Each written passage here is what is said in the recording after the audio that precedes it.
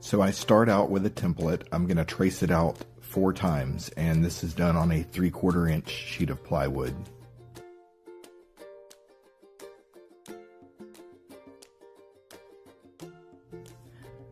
Next, I trim the excess from the plywood. Then take a jigsaw and cut your shapes out. You want to stay on the inside of the line and stay as close as you can.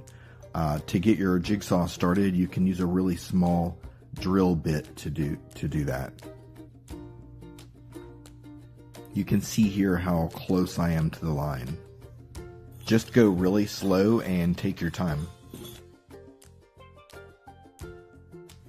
Then we are going to take what's left and cut this into 4 different pieces that will eventually be stacked on top of each other.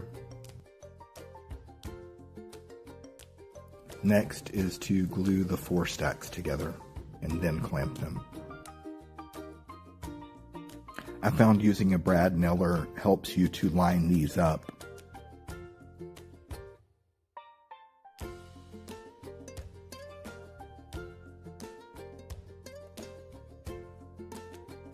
I use a crosscut sled and then the table saw to square up the form. I had cut as close to the line as I possibly could, but there is still some of the line left over. You can see here. Later in the video, I'll take it over to the spindle sander and get it as close to the final shape as possible.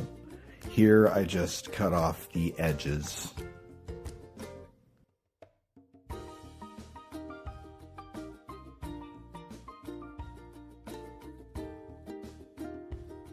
Next, I remark my center lines.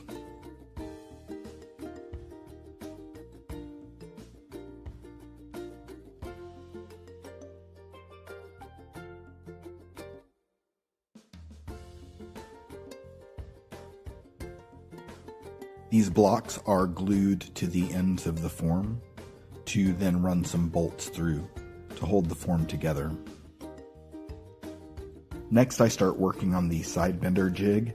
Here I take my acrylic template and I take one of the cutoffs and I take it over to the sander and I constantly check it against my acrylic template and get a form that's as close to the shape as possible. Then I mark my center lines and I cut that form in half. Then I do the same thing with the rest of the cutouts. I mark my center lines and I cut them in half also. I get one of the cutout forms as close to perfect as possible on the spindle sander.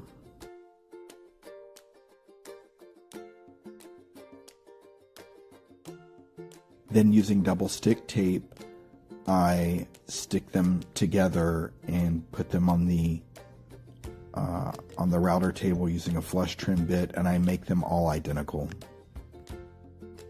Then I glue 6 of them together to form one large shape. While my side bender form is drying, I go back to the mold. I drill a 1/2 inch hole through the block.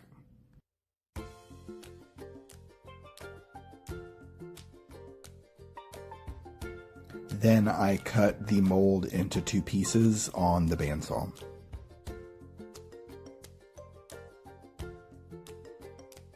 Then comparing my acrylic template to my mold, I do some final shaping.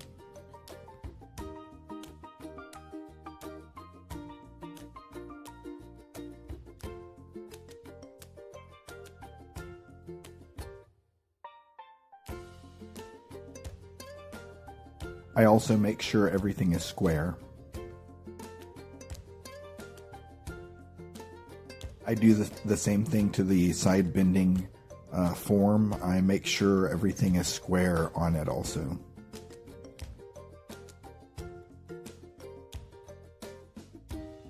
Next is to make the inner supports for the mold. I simply trace out the correct shape against the mold and then I cut it out on the bandsaw, and I repeat this process 4 times.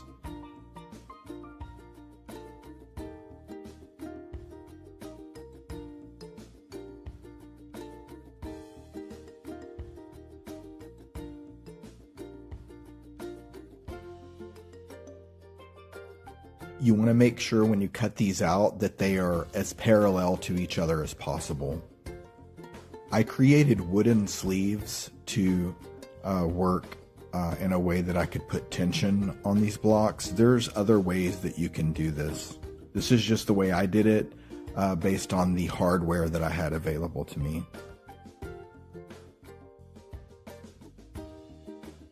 Whatever method you use, you just have to make sure that when you loosen it, you can get the components out through the sound hole of the guitar.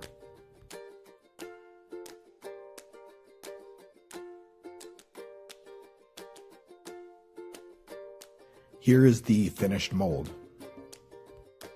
Next is to finish up the side bender. These are some legs that I'm creating for the side bender. I cut my sides to 3 foot, so I want them to be able to accommodate 3 foot sides, which is 36 inches.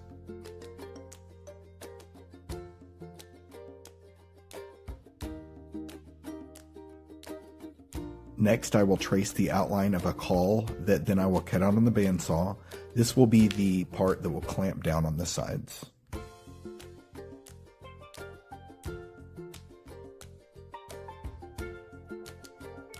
I will use a large clamp to apply that pressure, and I will create some wooden pieces here that will kind of encapsulate that clamp and keep it in place, and I'll screw it in at the bottom. I also screwed it in at the top onto the caul itself. These are eye bolts that will hold the springs. These springs will assist in bending the sides down.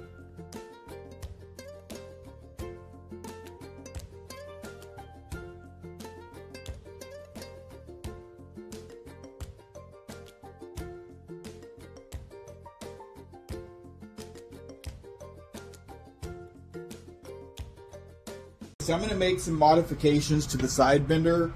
I bent some sides. I was having some trouble. The little round handles, they're just not, don't have enough surface area, I don't feel like. Also, the springs I'm using, they're just not stiff enough. And so I think if you bought stiffer springs, you wouldn't be having the issues that I'm having. But at the very least, what I'm going to do, instead of those little handles, I'm going to make it so that you pull down these big blocks, okay? And then I'm also going to glue some blocks here so that I can put pressure using a clamp just to hold it in place extra good. I think that's going to kind of compensate for my weak springs. Again, I think if you had better springs, it would work a lot better. So I'm going to go ahead and do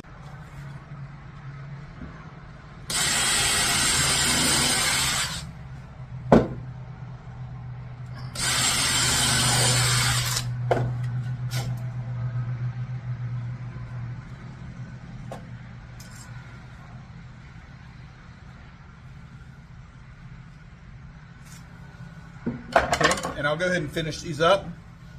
Okay, now what I'm going to do is glue these little blocks here, and I'm going to do it all 4 sides so I can apply some extra pressure to this area here with a clamp.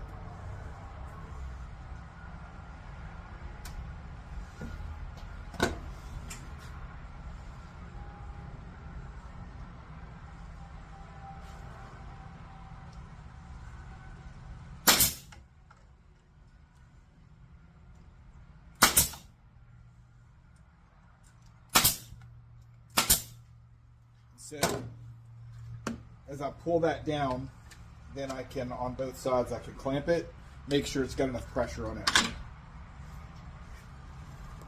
And here is the finished side bender.